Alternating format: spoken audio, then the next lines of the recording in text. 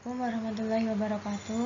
Perkenalkan, nama saya Rizko Vita Damayanti dengan NIM 2019 0720 114. Di sini saya akan menjelaskan tentang sosialisasi kebijakan pendidikan. Langsung saja.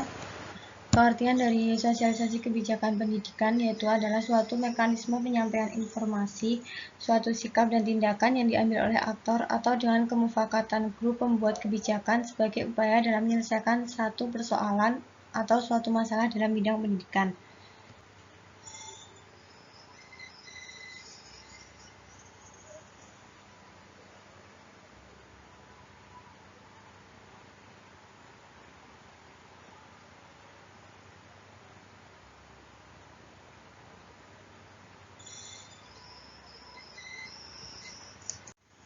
Nah, menurut Darmansyah 1986, dalam proses sosialisasi terjadi paling tidak 3 proses, yaitu yang pertama belajar nilai dan norma atau sosialisasi. Tahap ini biasanya disebut dengan tahap persiapan atau preparatory stage. Yang kedua yaitu menjadikan nilai dan norma yang dipelajari tersebut sebagai milik diri atau internalisasi.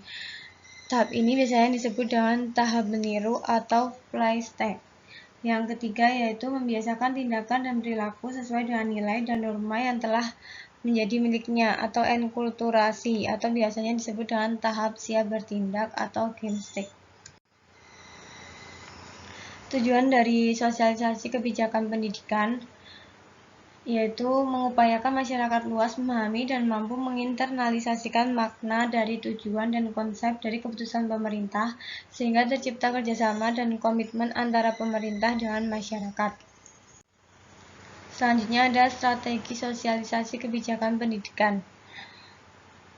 Ada beberapa strategi dalam melaksanakan sosialisasi kebijakan pendidikan, yaitu yang pertama memberikan pemahaman kepada para pejabat dan staf di lingkungan sosialisasi mengenai kebijakan tersebut.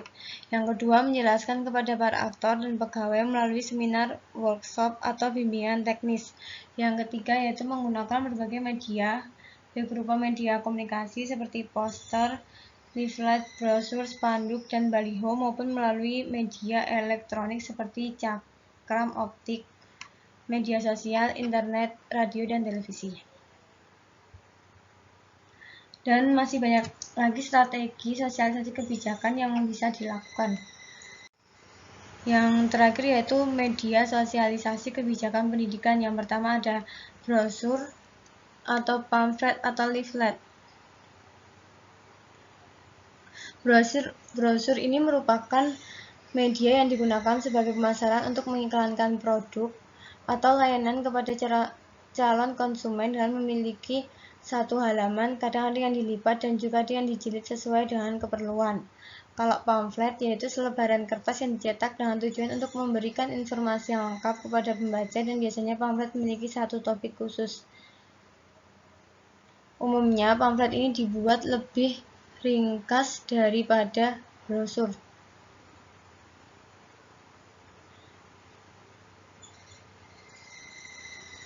Lalu leaflet ini biasanya disertai dengan gambar untuk memudahkan pemahaman para pembaca. Yang kedua yaitu ada poster. Poster merupakan karya seni atau desain grafis yang membuat komposisi gambar dan huruf yang bersifat mendidik atau memberikan pengetahuan kepada masyarakat dan berbagai macam bentuk dan ukuran. Yang ketiga yaitu ada billboard atau baliho atau banner. Billboard merupakan media promosi atau iklan luar ruangan yang memiliki ukuran besar. Billboard ini biasanya kalau di Indonesia seperti reklame berbentuk bidang yang terbuat dari bahan kayu, logam, fiberglass, kain, kaca, plastik, dan sebagainya. Yang pemasangannya berdiri sendiri, menempel pada bangunan dan konstruksi tetap, dan reklame tersebut bersifat permanen.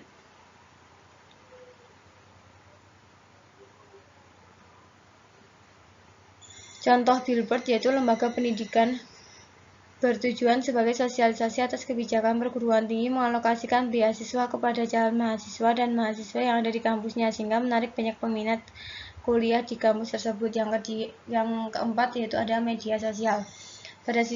Pada situasi pandemi saat ini, biasanya media sosial ini merupakan media yang sangat digunakan saat pandemi ini. Dan media ini biasanya paling efisien dan efektif serta ekonomis yang dilakukan melalui biasanya penggunaan media sosial ini bisa di Facebook, Twitter, Instagram, WhatsApp, grup, Line, dan lain-lain. Bahkan secara massal bisa dilakukan melalui media TV, koran, radio. Sedangkan melalui pertemuan tatap muka bisa dilakukan melalui forum diskusi, grup atau FGD, rapat sosialisasi, rapat pimpinan, dan lainnya yang dianggap forum sosialisasi kebijakan pendidikan. Sekian presentasi dari saya. Jika ada salah, mohon maaf. Wassalamualaikum warahmatullahi wabarakatuh. Mohon maaf tadi ada yang kelewat, yaitu contoh kasus sosialisasi ini bisa diakses di https://cnnindonesia.com dengan judul Pengamat Usul Nadiem Makarim bentuk tim sosialisasi Merdeka Belajar.